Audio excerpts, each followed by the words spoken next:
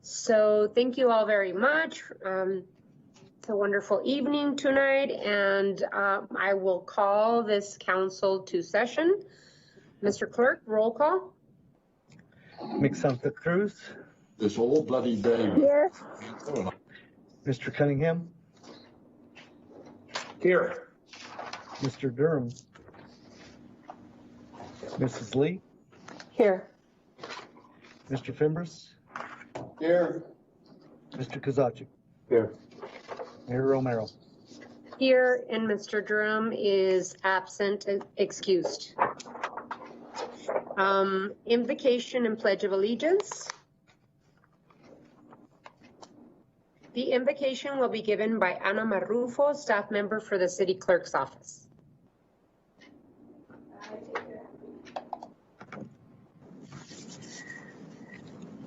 Deepen our love for our city and our desire to serve it. Strengthen our power. Sacrifice for our city's welfare. Teach us to uphold its good name by our own right conduct.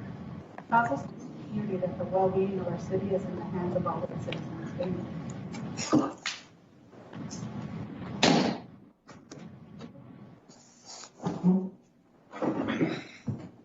Say amen. Amen.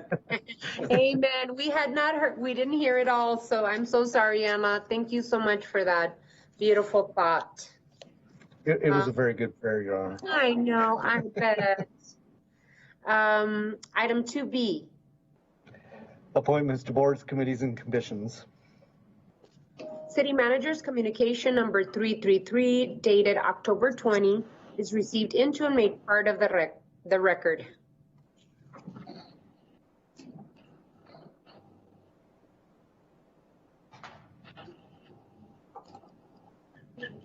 Ready? Do we have a motion? Madam Mayor, this is Lane's motion. Is she there? I don't know. Well, I'll make it. I'm here. Oh, Okay, Lane.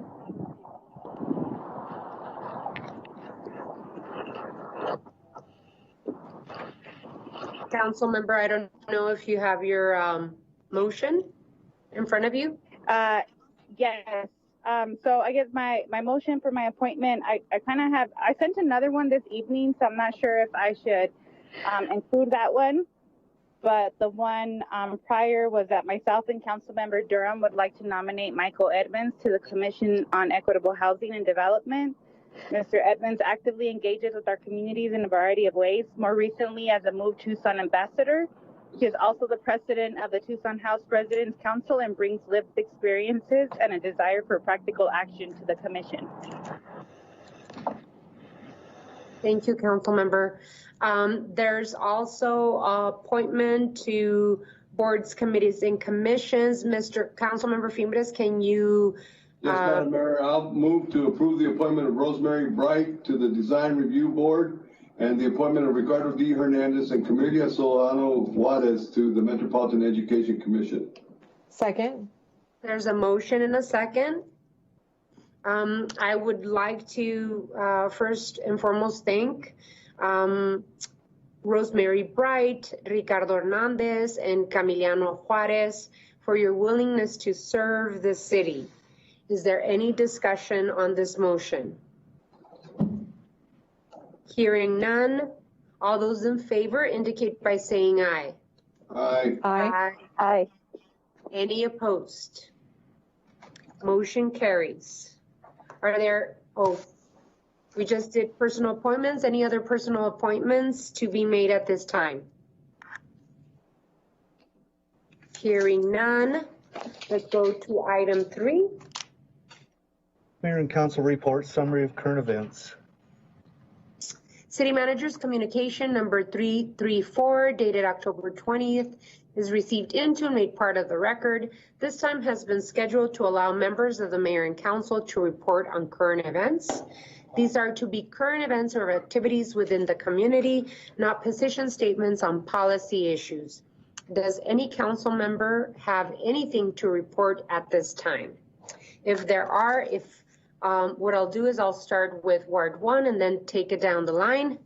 Councilmember Santa Cruz. Yes, we just need to get out the vote. The in-person early voting is underway, and many people already have returned their mail-in ballots. Voting by mail is safe and secure. The deadline to request a ballot by mail is October 23rd. If you have an early ballot, please send it back or drop it off at the recorder's office as soon as possible. You can track the status of your ballot at the Pima County Recorder's Office website. Thank you, Council Member. Vice Mayor Cunningham. You're on mute. Want to echo the sentiments about participating in the electoral process. Also want to talk about reminding everybody to turn in or participate in the census either online.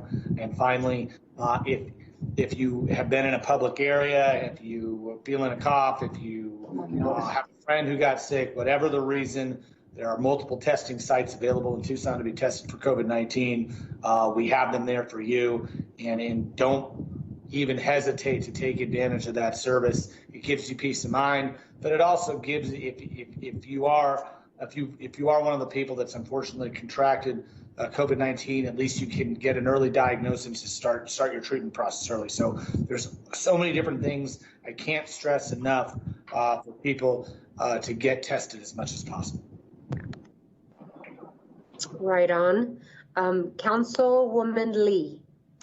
Thank you, Mayor. I know a press release was just sent out about this afternoon, Roland Haunt drive-through event.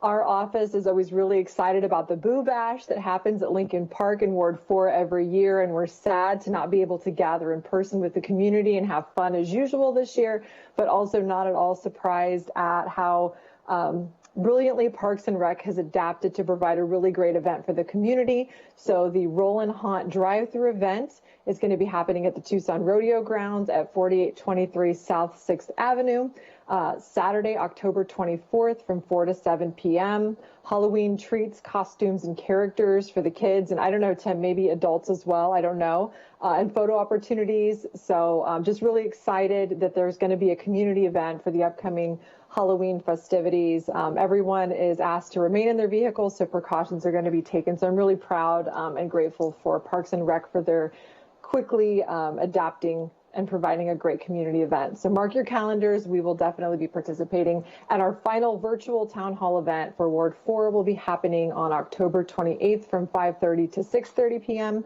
That's going to be with Chief Magnus from TPD and Chief Ryan from TFD. And that'll be, again, our final one of the year. You can go to tucsonaz.gov/Ward 4 for all of the details. That's all, Mayor. Thank you, Councilwoman. Councilmember Fimbres. Thank you, Madam Mayor.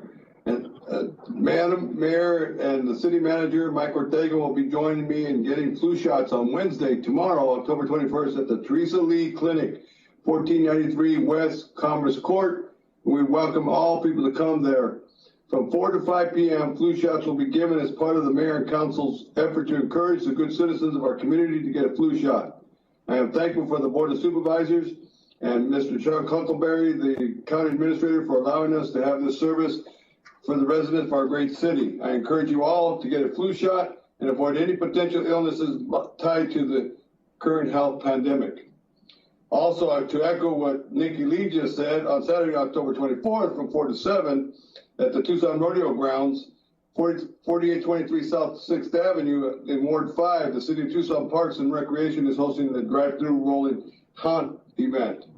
Due to the coronavirus pandemic, Parks and Recreation has had to cancel many of the popular fall events, including the Boo Bash. I'm proud to be the Parks and Rec staff for thinking outside the box and putting together such a safe, family-friendly, fun event for our community. We look forward to a time when we can once again host our large community events in person, but for now we need to stay safe and diligent. Ward 5 is proud to be a sponsor of the event. They're also looking for other donations of candy if people want to, offices want to provide it. The event will be filled with Halloween treats, tons of fun, costumes, characters, and the kids to enjoy photo opportunities. I want to thank Tim Chimure and all the Parks and Rec staff. For more information, you can call Sierra Boyer at 332-5897. Thank you. October 15th, the Tucson Airport had a groundbreaking ceremony for a full commercial runway to replace the one at the airport now. More than a decade of planning, environmental study, and work took place for this. 10 years ago, when the planning began, with then Senator John McCain and Bonnie Allen with the airport, and now the construction has begun. Congratulations to the Tucson Airport Authority, their partners, and all involved in this project in Ward 5. Our city has had the first municipal airport in the nation, established in 1922. This project will take our airport into its new century and make it a bigger success. If you still have any general election ballots, fill them out and get it turned in. For more information, you can call the Pima County Recorder's Office, 724-4350, and like Lane said, get out to vote.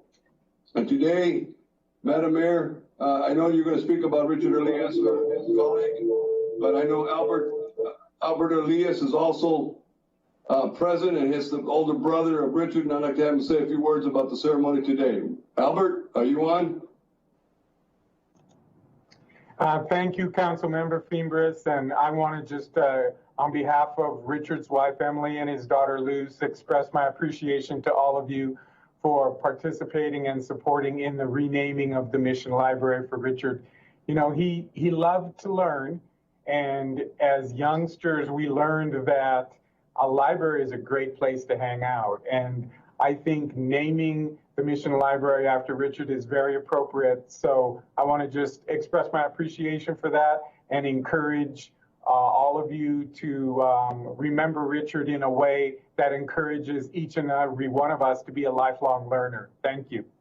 Thank you. Richard's heart and soul was to help those in need of our community, something he got from his parents and family. Educational initiatives, affordable housing projects, ensuring the lack of our nonprofits were funded, and transportation issues were projects we worked on together.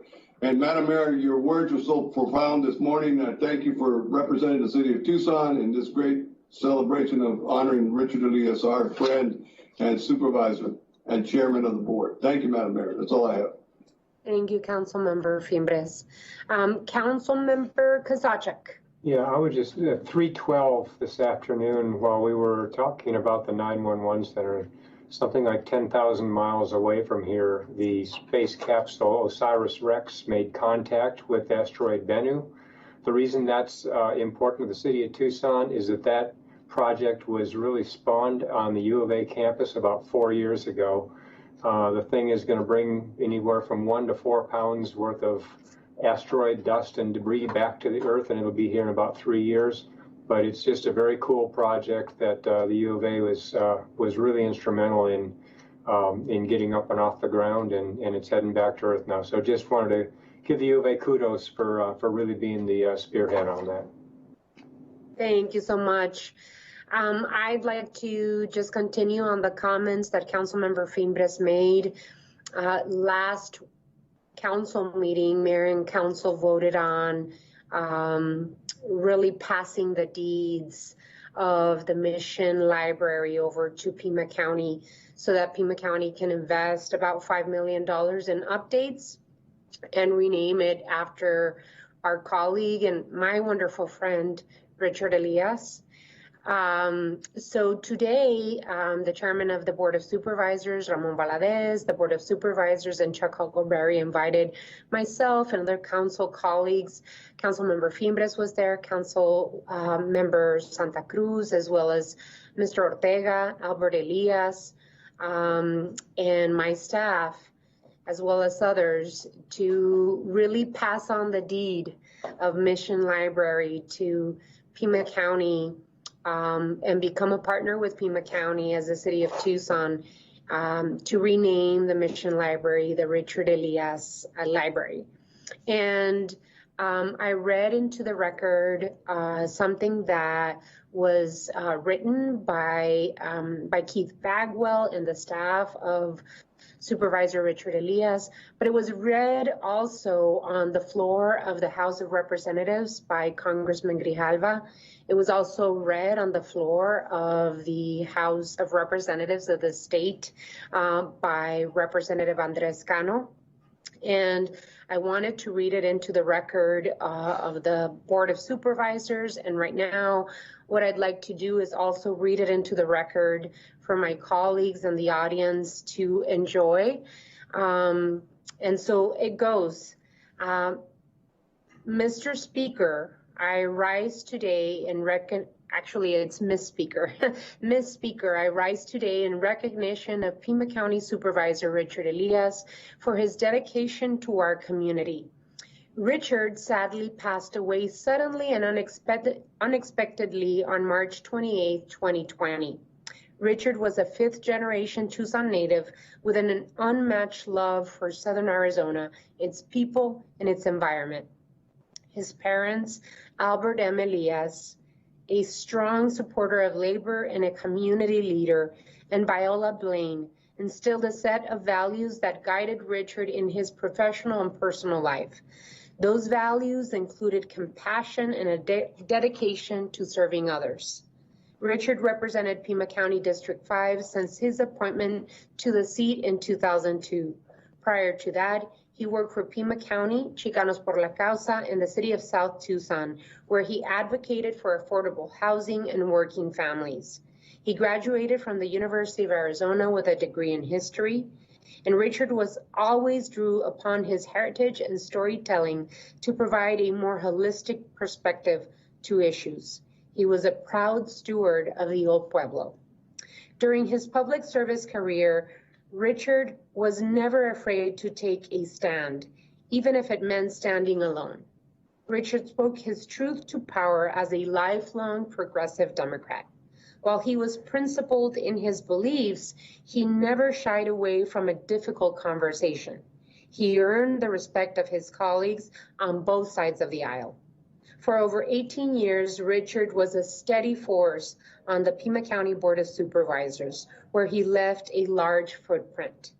He continued the work to preserve one of our greatest assets, our environment, through his advocacy of the Sonoran Desert Conservation Plan and of protecting our precious desert waterways. He was a staunch and effective proponent of affordable housing development and reinvesting in established neighborhoods, of fighting for equitable access to health care, and of promoting the welfare of immigrants.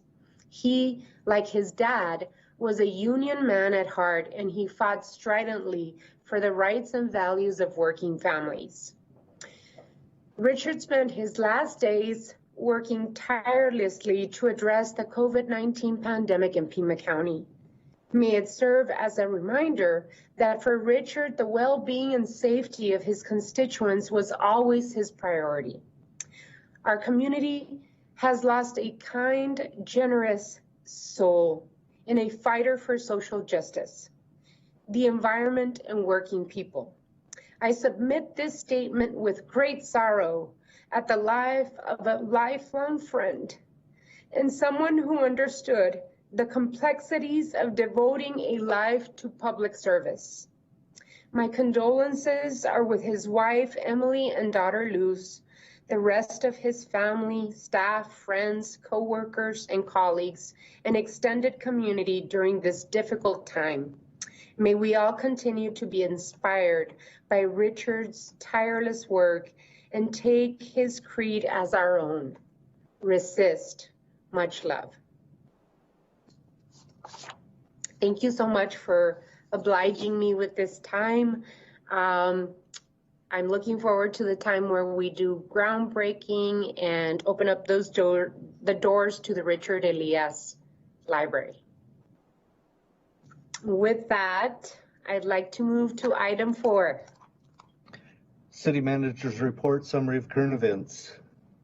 City Manager's communication number 335 dated October 20th is received into and made part of the record. This time has been scheduled to allow the City Manager to report on current events. Mr. Manager. Yes, Mayor, thank you for the opportunity. I just wanted to let the council know that our Office of Economic Initiatives received a bronze award from the International Economic Development Council in the category of digital media for its Connect Tucson Small Business Webinar series. Just to refresh your memory, this is the series that we started because of the COVID-19 impacts to local businesses, giving folks an opportunity to participate and hear.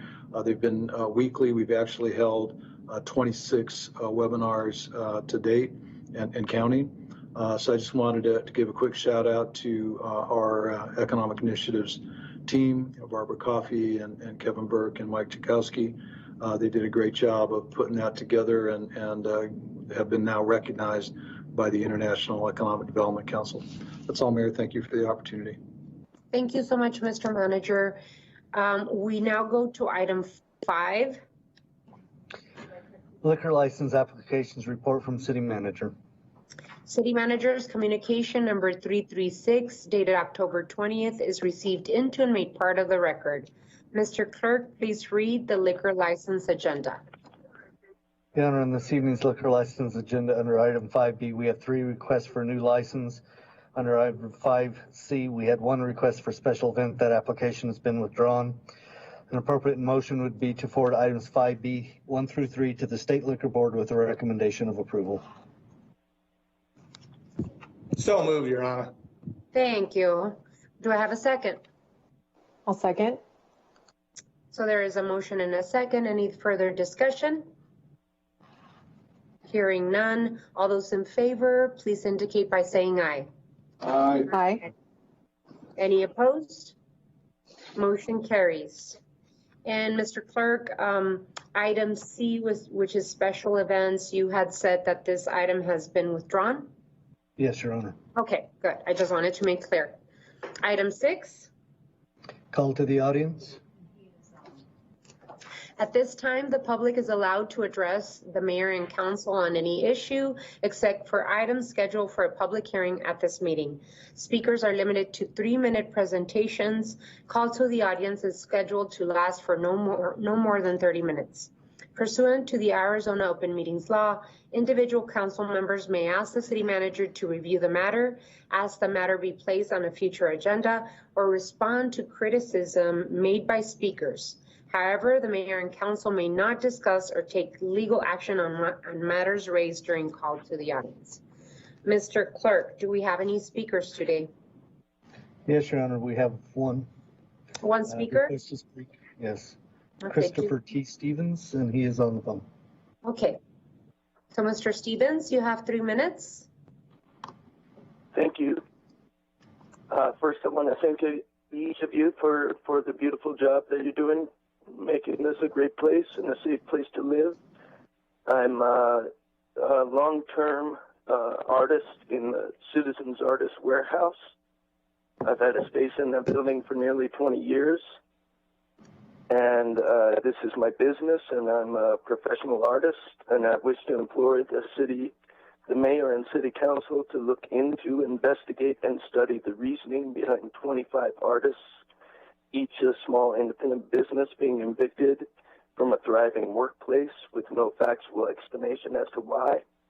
TDOT is crying safety. We still have independent studies showing that safety is not a factor in regard to this building. I'm asking for study and oversight by mayor and city council to please,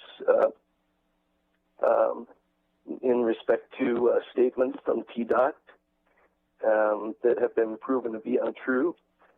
These businesses are doing everything they can to do to survive. These artists have families to provide for. These studios are all we can afford. WAMO has done well, but not enough to protect these artists from being evicted to begin with.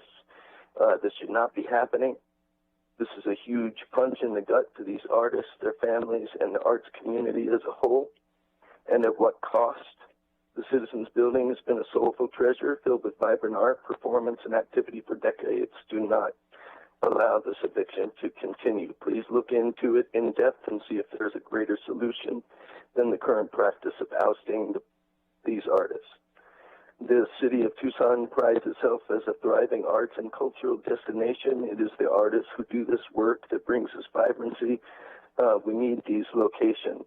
Please help to come up with a solution which allows the artists to keep working uninterruptedly, as this has already caused such stress, anxiety, pain, heartbreak, and aggravation during a time of much of that already. Please take action in this matter and look into RTA's and TDOT's dealings with this forced eviction. I believe you will find areas of concern regarding honesty, integrity, openness, and transparency. Please protect these artists from being casualties of a mismanaged roadway project. We are artists. We will not go quietly in the night or be shooed off for convenience or cost saving. This is criminal, both ethically and morally. Help us to do what is right. In Tucson, can say we protect our artists, we protect small business, we protect the people, their lives and livelihood with evidence of those actions to prove it. Thank you so much. Again, my name is Christopher T. Stevens. My telephone number is area code 201-527-7008.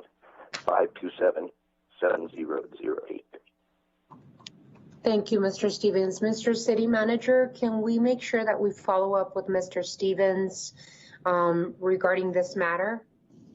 Happy to, Mayor. I know there has been a lot of dialogue. I know council and ward offices have been involved and engaged in that. I'd be happy to have staff follow up with Mr. Stevens. Appreciate it. Thank you so much, Mr. Ortega. Thank you, Will. Of course, thank you, Mr. Stevens. Thank you so much. Thank you. Hopefully someone will get back to you. Item 7. Consent agenda items A through M. Reports from the city manager on the consent agenda are received into and made part of the record. Mr. Clerk, you are requested to read the consent agenda. Your Honor, on this evening's consent agenda, item A is approval of minutes.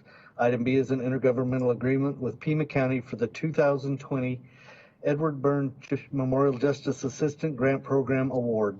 Item C is an intergovernmental agreement with various agencies for participation in the Arizona Child Abduction Response Team. Item D is Tucson Code amending Chapter 22, Article 5, Leave Benefit Plan. Item E has been continued at the request of staff. Item F is an economic development notice of intent to enter into a tax incentive development agreement with Tucson Group Holdings, LLC. Item G is grants with National Fitness Campaign for outdoor fitness courts. Item H is Tucson Code amending Chapter 27, updating the Tucson Water Department Drought Preparedness and Response Plan. Item I is an intergovernmental agreement with Arizona Healthcare Cost Containment System Administration for federal matching funds for the Access to Professional Services Initiative at Tucson Medical Center. Item J is an intergovernmental agreement with Rincon Valley Fire District for backup ambulance transportation. Item K is an intergovernmental agreement with Northwest Fire District and Golder Ranch Fire District for backup ambulance transportation. Item L is an intergovernmental agreement with Pima County for repayment of COVID-19 testing expenses. Item M is a resolution requesting that the University of Arizona require diagnostic COVID-19 tests for all students. Your Honor, this item will be considered separately. An appropriate motion would be to approve items A through M with the exception of E, which was continued, and M, which will be considered separately. So moved. Yeah, thank you. There's a motion and a second. Do you hear a second? Second. There's a motion and a second. All those in favor signify by saying aye, or do we need a roll call, Mr. Clerk?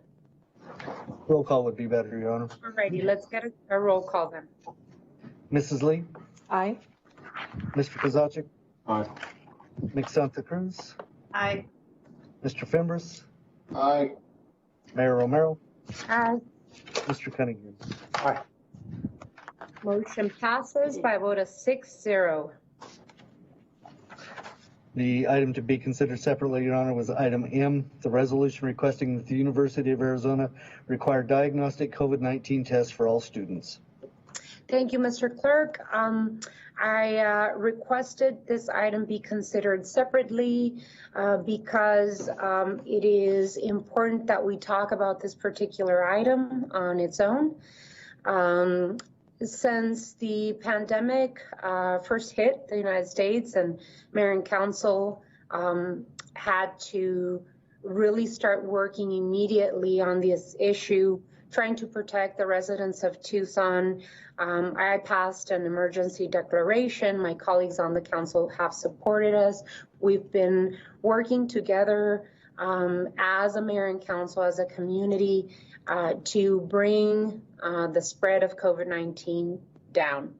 So when this all first started, I, as the mayor of Tucson, reached out to Pima County Health Department, and the University of Arizona, so that we could sit together and make plans and talk about mitigation in the city of Tucson and Pima County and at the University of Arizona.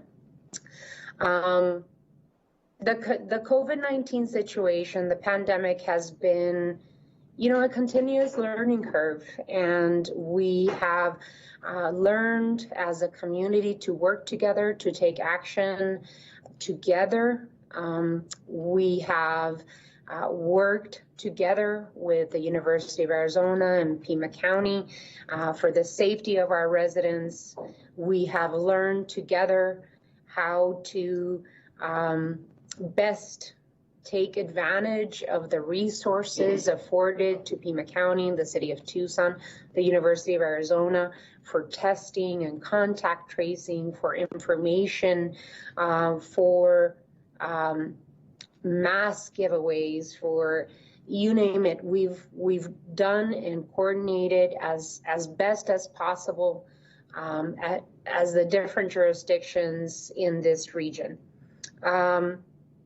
First and foremost, the safety of our community is important, and there's no question as to how everyone on this council, including myself and staff, that we all feel that testing is important. We put $2 million of City of Tucson CARES money for testing. So testing is of absolute importance for me, I know for my colleagues, and testing everyone, University of Arizona students and every resident, north, south, east, and west. And so that's not the question here. The question is, how do we approach communication and partnership with our partners, with our jurisdictional partners in the city of Tucson? I do not feel it is appropriate to slap on a resolution that demands from the University of Arizona something that is not physically possible, or even constitutional at some points possible. But what I do believe in is that the conversations that the University of Arizona and Pima County and the city of Tucson have had are important, and that we continue finding mitigation strategies that keep our numbers low and prevent the spread of COVID-19. Dr. Cooling mentioned earlier today, as a community, we are testing over 15 people a day. That is very good. And she called the partnership between Pima County, the city of Tucson, and the U of A model for the rest of the nation. So what I would like to do is give some time, as requested by the University of Arizona, so that they can talk to us about their testing plans, what they've done so far, and the future of the partnership of the city and the U of A and Pima County. So with that, I'd like to introduce Mr. John Dudas, Senior Vice President and Senior Advisor and Chief of Staff in President Robbins' office. Mr. Dudas, I don't know if you're there. I'm here. Can you hear me? Yes, we can. Excellent. Thank you. Thank you so much. The floor is yours, and you have 5 to 7 minutes. Thank you so much for requesting time to speak. Thank you for giving me time to speak. I want to apologize that President Robbins isn't here. He was really eager to participate. Unfortunately, he had unavoidable commitments, but he asked me to speak on his behalf and on behalf of the university. I'm the Senior Vice President. I work in external relations and as Chief of Staff and the Incident Command System, which is what we have responding to COVID, reports up through me. Get the opportunity to work with President Robbins every day. I want to thank every council member as well. Each of you opened your offices to our team for us to talk specifically about this. Each of you have opened your offices to our team to give you weekly updates on what we're doing with testing, tracing, et cetera. And so we're very thankful for that. And we're very thankful for the intention and the partnership that's there. I want to especially thank the mayor and the city for the leadership and cooperation that we've had. This has not been easy and it's not been fun since this began in March. And we've had a lot of fear and a lot of concern, but we relied on collaboration and partnership with the county, with the mayor, with the White House, with the governor, across the board. That's been really thrilling, to be honest. Mayor Romero, you've been a strong colleague. You've given us a strong push when we needed it. We appreciate that. You've also provided strong cooperation where that's needed as well. And the city and the university and the county have been represented well. The city and the university and the county have worked cooperatively and collaboratively on a number of fronts. On masking, we worked together on policies on campus and on the outskirts of campus. We talked about how we can enforce it and the 5 different levels of enforcement we have here on the campus.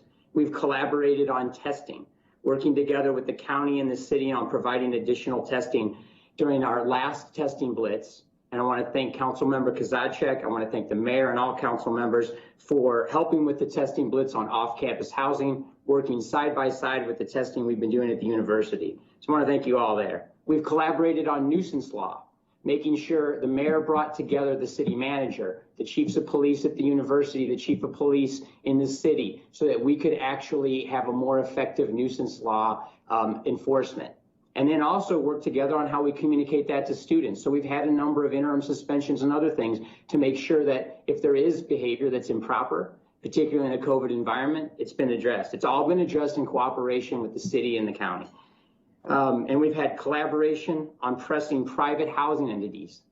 City, the county, and the university sent letters and have worked closely with off-campus housing, private entities, but there are students there as well. And we've collaborated on requesting funding as well. That's also very important. I wanted to point out there's been great success. The mayor talked a little bit about that, and I want to thank everybody again. You will not have a better partner in the world than the University of Arizona, in the world, and there's evidence of that. I want to just point to a couple slides, if we could, to show you what the situation is currently at the University of Arizona and what has been happening along the lines of testing. First, I just wanted to point out that in the last 10 days, we've done over 6,000 tests, or about 6,000 tests, excuse me. If you add today, it's more than 44 positive. That's less than 1%. About half of those have been off-campus students that have been tested, less than 1% positive. Overall, we've done 52,000 tests, 23,000 of them have been off campus. The University of Arizona testing has been 18% of Pima County. And at the bottom, you can see the curve and how far down it's come. If we could go to the next slide, I wanted to point out as well that the university has very limited spread. In our census tract, where the county initiated a voluntary stay at home, that same area has reported, Pima County has reported 1,883 cases, 0 cases among those age 45 and older, 0 deaths in total. The RT is the number of people who become infected by one infectious person. You want that to be as close to 0 as possible. Over 1 is not good. The state of Arizona is at 1.1, Pima County is at 0.64, Pima County, and 85719 zip code, where University of Arizona is at 0.35. This partnership has been a success. I'll point to a couple other things really briefly on the next slide. Just to give you, I mentioned that we will be your best partner in the world. Testing has been widely available and spread has been limited. We have been recognized as a testing and transparency best standard in the United States. The Coronavirus Task Force out of the White House, the U.S. Coronavirus Task Force, visited dozens of universities, came out and visited with the county leaders, the mayor, the president of the university, and said, we think you're a best practice and we're going to tell people. We weren't sure that was true, but they put it in statements to governors throughout the country. They leaked in Iowa and Georgia that the University of Arizona was a best practice for wastewater testing and for transparency. We are getting kudos, and the White House has asked us to share specific data on how we're doing it. The University of Arizona has been internationally recognized for wastewater testing, the first in the world to detect COVID in wastewater week before it would be tested.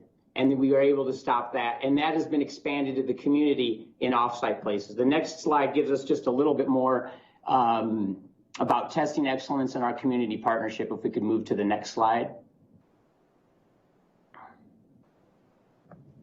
I just wanted to point out as well, from the very beginning, the University of Arizona was providing test kits and testing statewide when the federal government couldn't provide it and the state government couldn't provide it. Navajo Nation, counties all over Arizona, testing began here before the federal government and state government could provide it.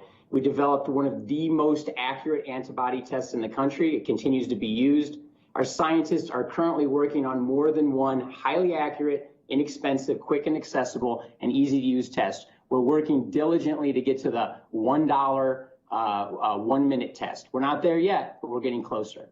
But all of this has been on a constitutionally, legally, and socially sound basis when testing is required. When we require testing, as we have for students that live contractually on campus and in other cases, and we're exploring how we can require testing for coming to games and coming at specific times. But it's always been constitutionally, legally, and socially sound, and it's been balancing public health with appropriate respect for privacy and people's rights. While we recognize the good intention of Councilmember Kozachik's proposed resolution, it's this last point where that fails, and we think it fails.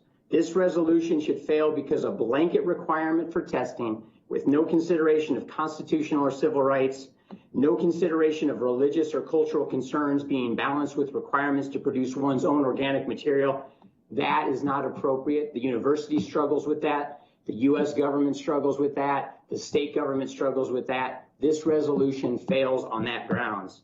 If you listen to only one thing I say right now, please listen to this one thing. If this resolution that is proposed passes, it proposes that we require a 50-year-old single mother who takes classes completely online from her home in the far eastern region of Councilmember Lee's district, who has religious and cultural objections to testing, she be expelled from the university while she takes classes online. But if we have a 20-year-old student who's taking online classes from another university across the street in one of the high rises, no accountability whatsoever, nothing, no requirement for testing, while we expel someone who takes classes online. It's not appropriate, it's not fair, and I don't think it's intended. I want to let you know as well that the other day, a flyer went out. I'll quote the flyer. It caused a bit of concern for people on campus. It said, quote, during our most recent mayor and city council study session, I requested that we adopt a resolution calling on the University of Arizona to mandate COVID-19 testing as a condition of attending the U of A, either through in-person classes or virtually. The motion was adopted on a 6-0 vote. That was interpreted widely on Monday and partly today by students as this resolution passing. So I have a pretty good sense of what people are reacting and how they're reacting. One represented at a faculty meeting, a faculty leadership meeting, said, you better be ready for the lawsuits. Civil rights groups are going to line up to sue you. And I said, this isn't the university proposing this right now. That was one. We got a private citizen who leads a group against domestic violence and wrote, quote, is the U of A going to do this, even for those attending classes virtually? We've heard from leaders of student organizations who feel offended. We've heard from student organizations that feel that they're being scapegoated. I just want to remind everybody of the incredible partnership that we have, the incredible partnership we want to continue. The university provides $4.1 billion of economic development, $780 million in spending from students alone. Faculty and staff put in another $700 million in spending, 135,000 visitors to Tucson every year that are related to the University of Arizona. We want to be your partner. We want to be your partner in testing. We do not want you to ask us to do something that we find unconstitutionally sound, that we find to violate privacy rights. And I just have to tell you what I've heard from students is it feels a whole lot more like politics and pandering and not public health and cooperation. And that's not something we want to promote. We have the best, highest quality class, the most diverse class in the history of the University of Arizona that we've ever had. And we recruit on the basis that Tucson's a great place to be. I will tell you that my son, who's now 26 and has 2 degrees from the University of Arizona, came out here. I came out and moved my entire family out within 2 years. I'm one of those people that saw Tucson because of the University of Arizona and came out. Let's continue to promote that among our students. Let us know how we can be a better partner. We want to be a better partner, but please consider these concerns that I've raised today. Thank you very much for the opportunity. Thank you, Mr. Really appreciate it. Thank you so much for being here with us today. With that, I'd like to request that my colleagues on the council consider that we table this item and not vote on the resolution, and that we continue our partnership with the University of Arizona. Again, like I said, testing is, I believe, all of our priorities, but please allow me and the city and the University of Arizona and Pima County to continue partnering on mitigation strategies to prevent the spread of COVID-19, not just on campus or right outside campus, but throughout our community. And that we continue making sure that we hit on the points that Dr. Cullen talked about today in terms of the testing, the number of tests per day, and keeping this spread of COVID-19 down as we walk into fall. So, if I may request a motion to table the item, I would really appreciate it.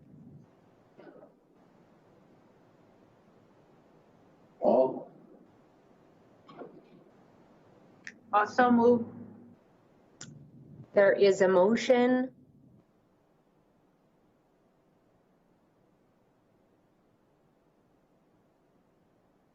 What is the motion again for, Madam Mayor? To table the item? To table the item. And Lane made it, and I'll second it. So there is a motion and a second. Any further comments? I just had a couple questions, Madam Mayor. One was with the resolution, the students that President Vice Dudas brought up was how is the university going to get the word to students, staff, and employees about wearing masks, social distancing, washing hands, and other measures to deal with the COVID-19 pandemic? And then about students who are solely taking online classes who may be living in Tucson and those who are not in the city. How does that affect them? So those are two of the questions, but you don't have to ask it now or answer it now. Those are questions I'll set just for the future that I had brought up. Thank you, Council Member. I had some comments, Mayor. Council Member Santa Cruz, and then Steve. Okay, so I'm an adjunct instructor at the U of A, and I teach online. And so part of my thinking is like, how do we make this request of my online students, who a lot of them aren't even here in the city, that, it doesn't seem fair. The other thing, as staff for the university, that it feels a little paternalistic to just make that request of students and not staff and faculty that are working on campus, it would need to be across the board if we could even do that, but what it sounds like that we can't. I think I agree with, I feel like the U of A, I'm also not crazy about the administration not working with a lot of the staff and faculty and heeding, some of their suggestions and advice as we're working through this process. I feel like I get caught in the middle of all of these dynamics. But I think it's important that, I guess that we think through and maybe work some of this out, have this conversation over time of what the implications are.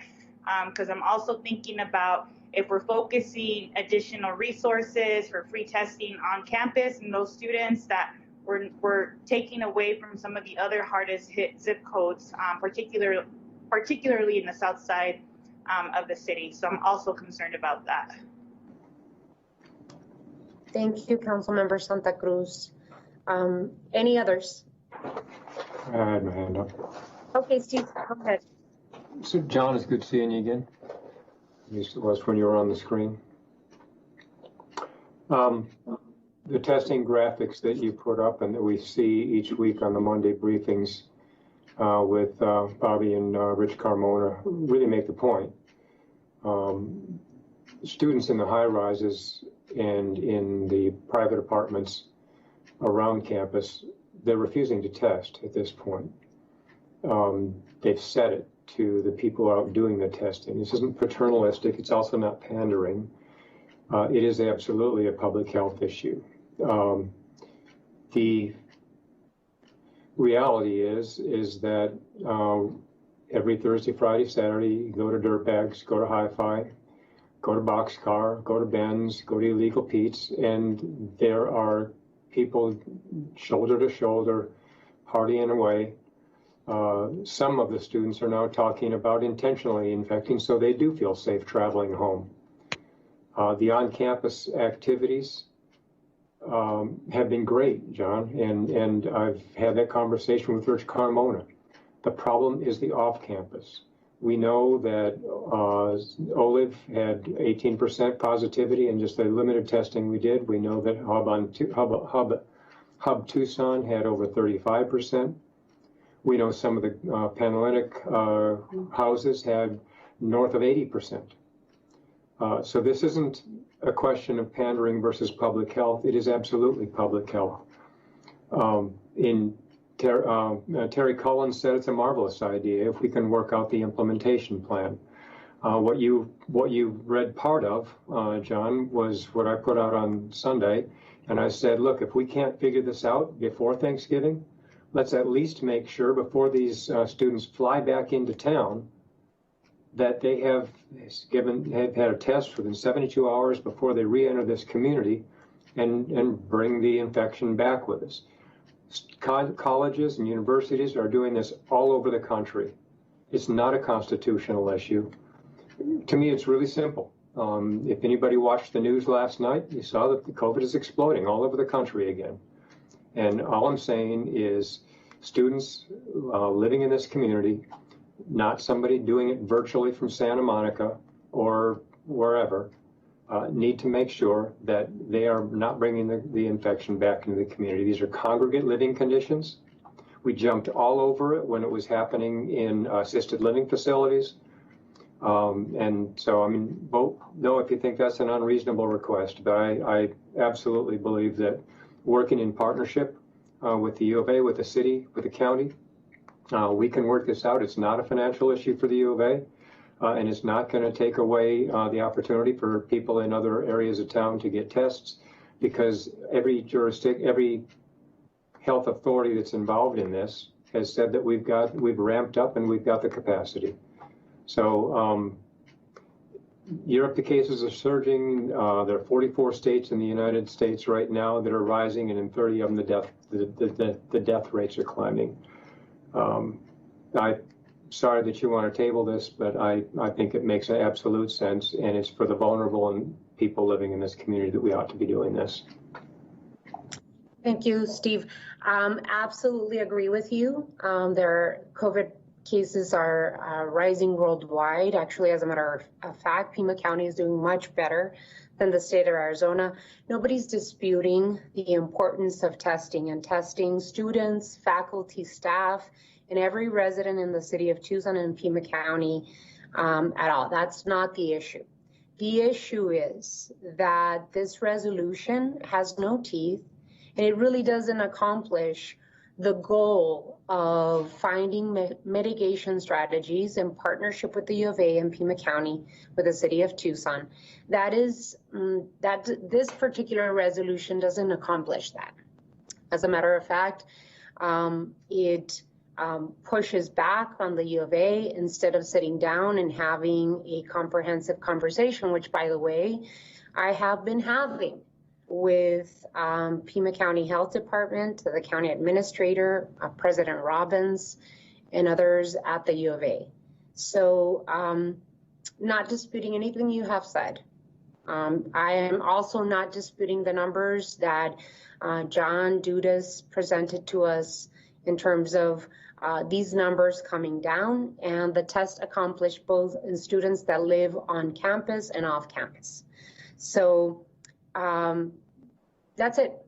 That is it. It's whether we pass or not this resolution, we're going to continue working in partnership. We're going to do this together, and we're going to find the best strategies with the advice and feedback of our Pima County Health Department in collaboration and partnership with the U of A and the City of Tucson. And so with that, one final thought, because I don't disagree with what you said, John. I will absolutely continue working with Rich, with Bobby, with you, with Pima County. The testing is critical. The problem with the data that you present and that they present every Monday is that it does not include the students who are refusing to test. They have to be included or the data are flawed. Vice Mayor Cunningham, and then we call the vote.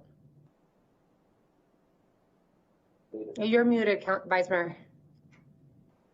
Your Honor, I agree. We have to table this. We've got to go through a collaborative conversation, but I understand the intent of the, I want to just say that I truly understand the intent of what the resolution is trying to put out. And that is that we've got a situation where we've got folks that are here in town that are putting the rest of our community at risk, and they don't really care that they are.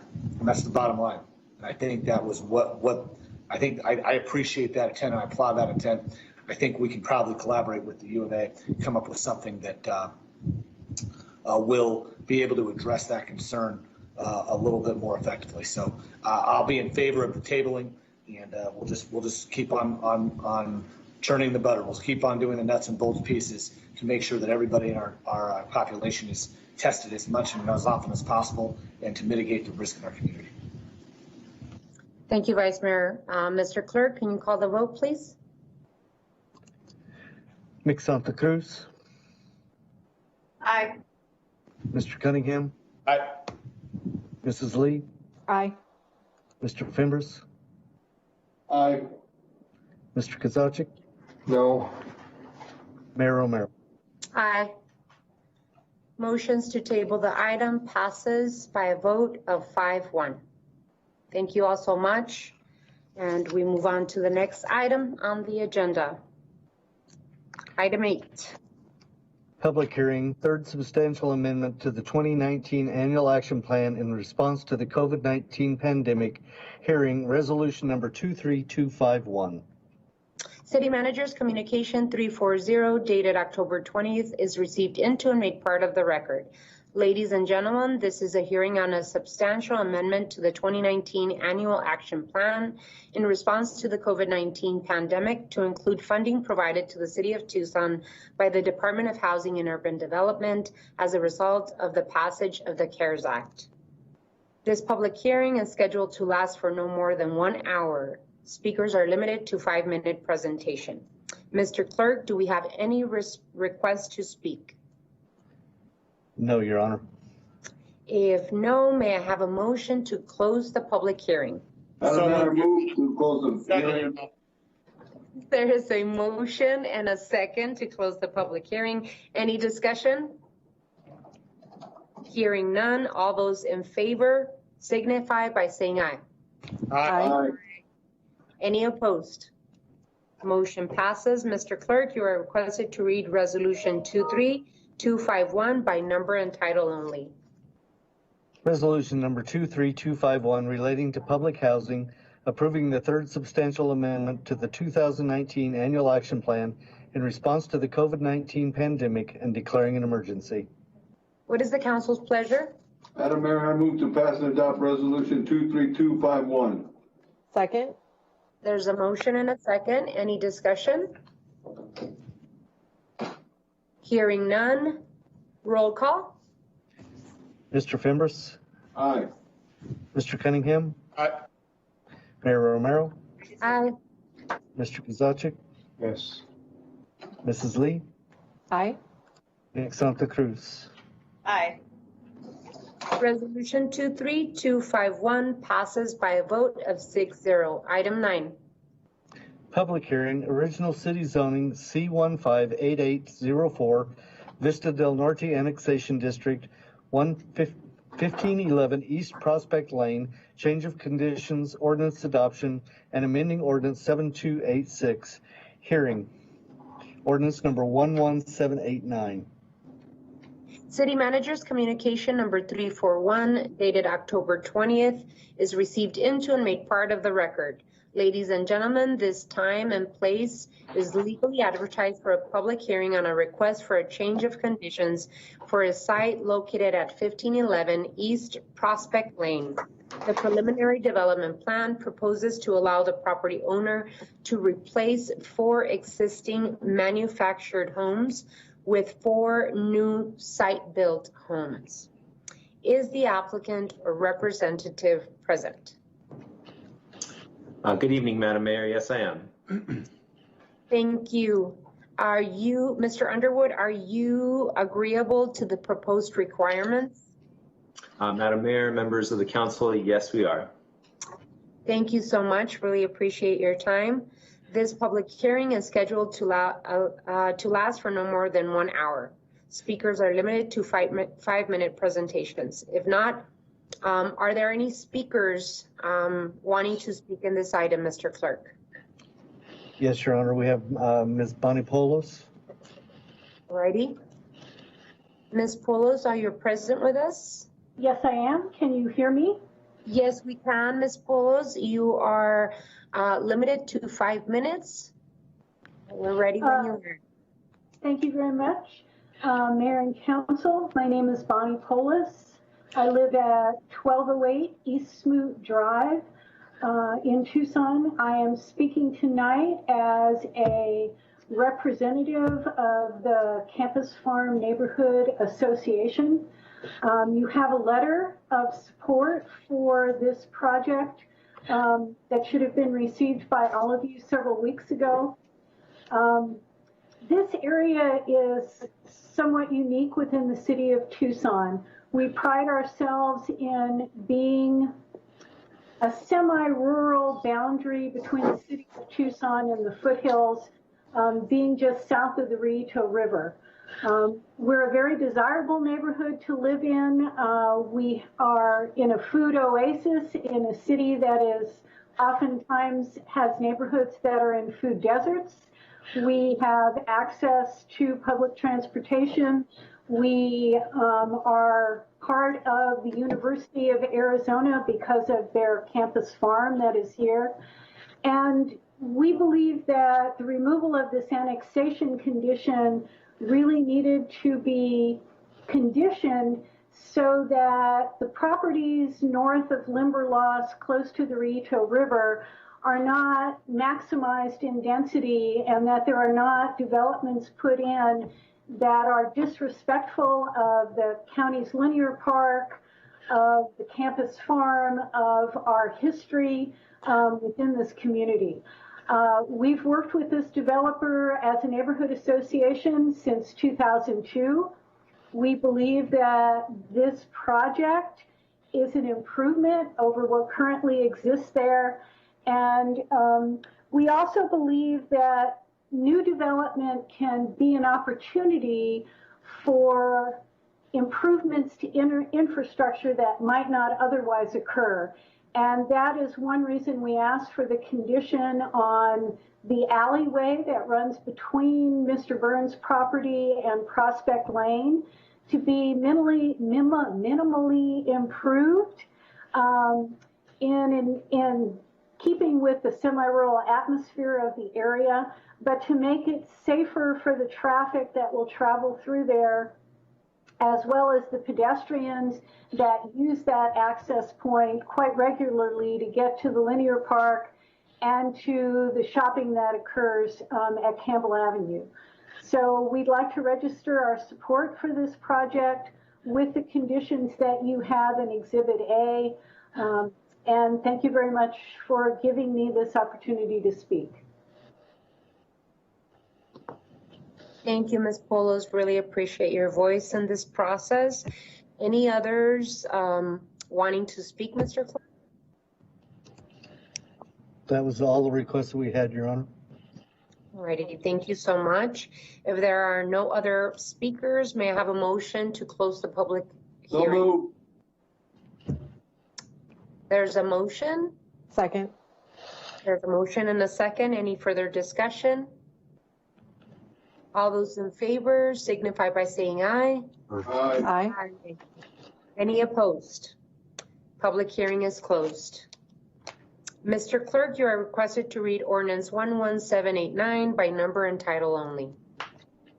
Ordinance number 11789 relating to zoning, amending zoning conditions for property zoned MH1 located at 1511 East Prospect Lane in rezoning case C158804 Vista del Norte Annexation District and setting an effective date. What is the council's pleasure? Your Honor, I'd like to move that we pass it back. Hang on, Paul. Madam Mayor. Sound Vice Mayor, I think Steve has a specific direction from Councilmember Durham. Yeah, been in touch with Ward 3. Brian, I have a question just to make sure we're all on the same page. This 7 single-family residences were removed. We are removing the 36,000 square foot lot restriction. But the plat, as shown in our material, 4 single-story homes and 3 with the second story with a maximum height of 25 feet. Prospect Lane is going to be repaved with that separated walking path. And I did have one question that I didn't see reflected in the material. On the existing homes that are going to be to the east of this, there's a block wall that separates them from the retail loop. Is that going to get extended to the west? Is that a part of this project as well for a visual buffer or no? Councilmember Kozaczek, Madam Mayor, members of the council, there will be a wall along the Rito, along the northern boundary of this property. It won't be a 5 or 6 foot wall, though. It'll be a lower 3 foot wall. Like a pony wall, okay. All right, and you're good with the conditions that are in Exhibit A? Yes, absolutely. Okay, great. So with that, I'd move that we adopt the item. Second. So there is a motion and a second to pass and adopt ordinance 11789. Any further discussion? Hearing none, all those in favor indicate by saying aye. Aye. Aye. Any opposed? Motion carries. Thank you so much, Mr. Underwood. Really appreciate your time. Thank you, Bonnie. Item 10.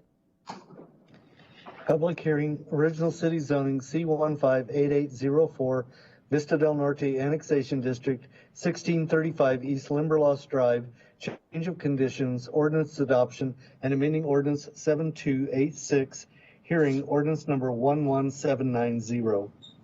City Manager's communication number 342, dated October 20th, is received into and made part of the record.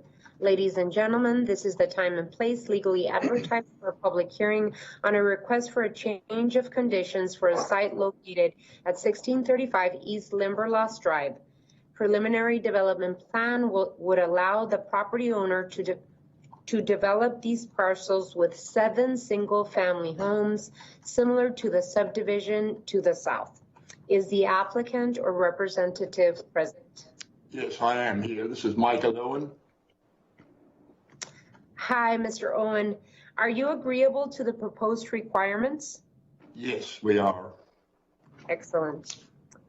This public hearing is scheduled to last for no more than an hour. Speakers are limited to 5-minute presentations. Are there any speakers for this item, Mr. Clerk? Yes, Your Honor. Ms. Polis would like to address this item as well. It's your floor, Ms. Polis. You have 5 minutes. Thank you very much, Mayor and Council. Again, Bonnie Polis, 1208 East Smoot Drive, speaking on behalf of the Campus Farm Neighborhood Association. We also sent you a letter of support regarding this proposal to remove the annexation restriction on the property that's just north of Orney Court. Again, we've worked with this developer as a neighborhood association since 2002. We believe that the proposal that was presented to us is in keeping with the neighborhood character it will provide access to the residents off of Limberlost Drive, which resolves an issue that we had a number of years ago with the rezoning, where people along Prospect Lane were concerned about access to their street. The developers worked with the neighborhood in order to eliminate this problem that we've had in the past with the development of this property. We believe that this proposal blends in very well with the development that is immediately to the south. And the developer has assured us that the residents who live there are in support of this development and the access off of Warney Court. We thank the developer for working with the neighborhood on this project. And we believe that the conditions that we've asked for and that staff have articulated in Exhibit A represent the assurances that we need to be able to support this proposal. Thank you. Thank you, Ms. Poulos. Are there any other individuals for wanting to speak to this item, Mr. Clerk?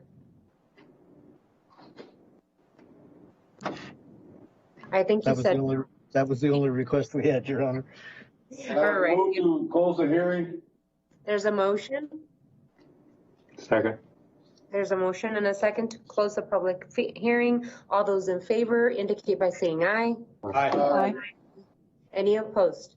Motion passes. The public hearing is closed. Mr. Clerk, you are requested to read ordinance 11790. Ordinance number 11790 relating to zoning, amending zoning conditions for property zoned MH1 located at 1635 East Limberlost Drive in rezoning case C158804, Vista del Norte Annexation District, and setting an effective date. What is the council's pleasure? Yes, Mayor, just to clarify, the developer is still on, right? Yes. Mr. Owen, are you on? Yes, I am. I can hear you. Okay, good, thanks. 25-foot maximum height, seven homes. There was some question in some of the material about whether or not the city would throw up an issue about access off of Prospect Lane or Orney. Is that resolved so that there will be no access off Prospect Lane? Oh, absolutely. It's not geometrically possible. And we have no intention of doing that. And so Orney will serve as the access point both during and after construction. And there were concerns about the getting assurance that the developer will leave the street in at least as good a condition as it currently is. So all the heavy equipment's not going to tear it up. I believe that would be the case, yes. And the development will not make any water-related issues, sheet flow on the adjacent properties worse. That's by code anyway, so that'll be something for the plat to assure with city staff. And the adjacent construction will be single-story homes. Yes, on either end of the project. Yes, that's correct. Okay, with that, I move that we adopt the item. Second. There is a motion and a second to pass and adopt ordinance 11790. Any further discussion? Hearing none. All those in favor indicate by saying aye. Aye. Aye.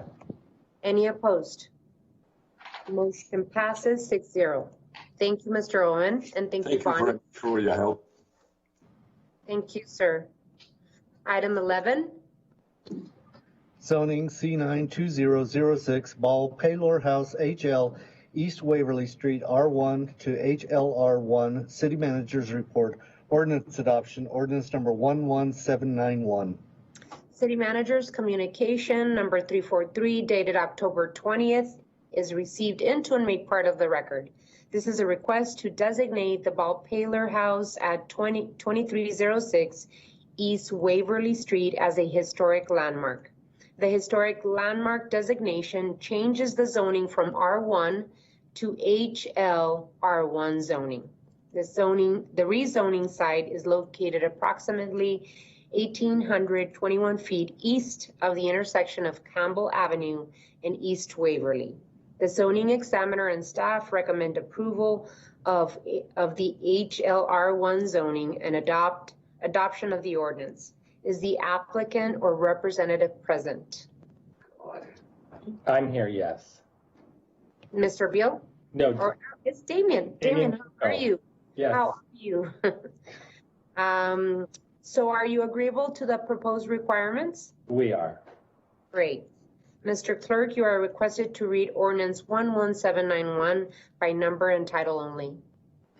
Ordinance number 11791 relating to zoning, amending zoning district boundaries in the area located on the south side of Waverly Street, approximately 1,750 feet east of Campbell Avenue at 2306 East Waverly Street in case C92006 Ball Paler House Historic Landmark R1 to HLR1 and setting an effective date. What is the council's pleasure? Madam Mayor, it's a very cool place and it absolutely deserves HL designation, so I would move that we adopt that. Second. Seconded. There is a motion and a second, and I absolutely agree. It's a wonderful historic landmark in our community, and now it's actually official. So with that, any further discussion? Hearing none, let's go to roll call. Mr. Cunningham? Aye. Mrs. Lee? Aye. Mr. Kozaczek? Aye. Nick Santa Cruz? Aye. Mayor Romero? Aye. Mr. Fimbres? Aye. Ordinance 11791 passes by a vote of 6-0. Congratulations and thank you very much, Mr. Klinko. Thank you very much, Mayor and Council. We appreciate it. Wonderful. Have a nice evening. Item 12. City Magistrates, appointment of special city magistrates and fixing compensation, ordinance number 11792 and ordinance number 11793. City Manager's communication number 344 dated October 20th is received into and made part of the record. Mr. Clerk, you are requested to read ordinance 11792 by number and title only. Ordinance number 11792 relating to city magistrates appointing Rosemary G. Panuco as special city magistrate to serve upon call by the presiding magistrate of the city court, fixing compensation, setting retroactive effective date, and declaring an emergency.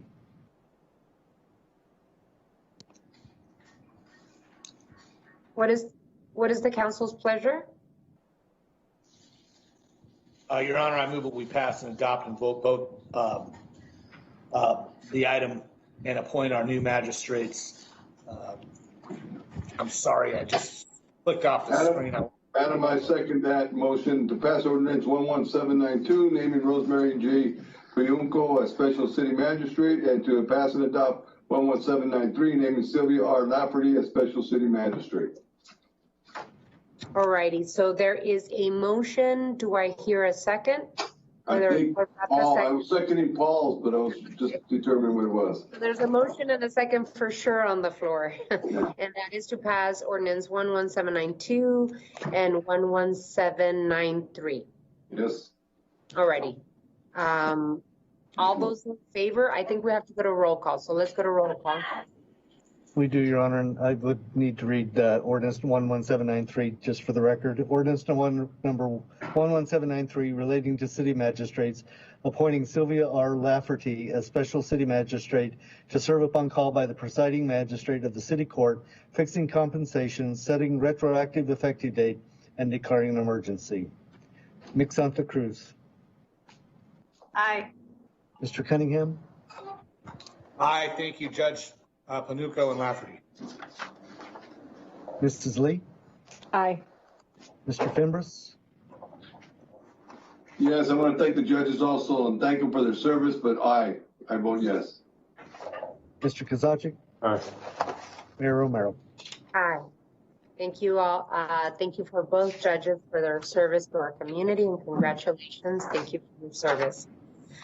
So with that, ordinance number 11792 passes by a vote of 6-0, as well as ordinance 11793 passes by a vote of 6-0. Thank you so much. Item 13. Adjournment. Council will stand adjourned. The next regularly scheduled meeting will be on Wednesday, November 4th at 5:30 p.m. Thank you all so much and have a wonderful rest of your week. Bye, everyone. Night. Thank you, everyone.